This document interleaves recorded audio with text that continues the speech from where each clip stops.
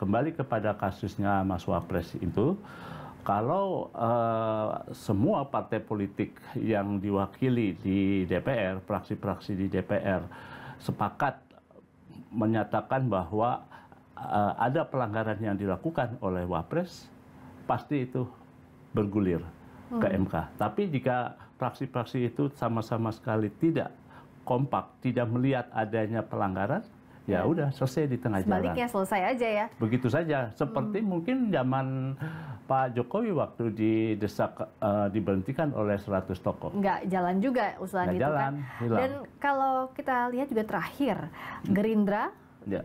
lewat anggota DPR-nya Habibur Rahman bilang hormati hasil pemilu. Artinya bisakah dibaca bahwa dari sisinya Pak Prabowo, ya sudah balik aja ke hasil pemilu, ini nggak usah diulik-ulik lagi soal usulan pemakzulan ini. Ya, kan kalau hasil pemilu kita harus menghormati apapun hasilnya, dan juga itu harus didukung pemerintahan baru yang terbentuk hasil pemilu selama 5 tahun.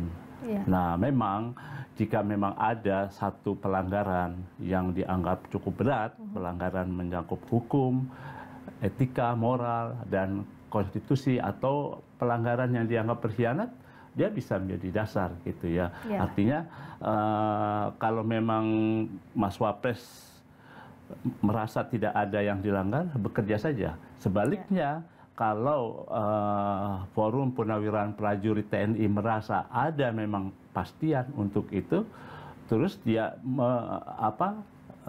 terus saja dilakukan, dan juga dengan melibatkan partai-partai lain. Tapi jika memang tidak ada, ya biarkan pemerintahan berjalan. Pak Wapres biar bekerja dengan baik, membantu Presiden. Dan sampai sekarang Pak Presiden tidak ada respons langsung soal ini juga ya Mas Har ya? Nggak ada, ya. Hanya Pak Jokowi ya, ayahnya Mas Gibran aja? Mas Wapres pun tidak ada respon.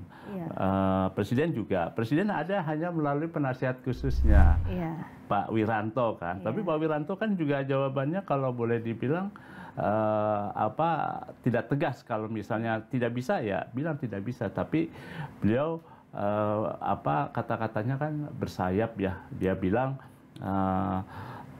Presiden bisa memahami permintaan itu, tapi tidak mungkin Presiden harus mencopot Wapres karena itu dibilang satu paket. Nah, Pak Jokowi kan juga bilang begitu, bahwa ini dinamika politik biasa, aspirasi begitu ya, dan ini nggak bisa menurut Pak Jokowi tidak bisa dimaksudkan Wapres karena dianggap satu paket.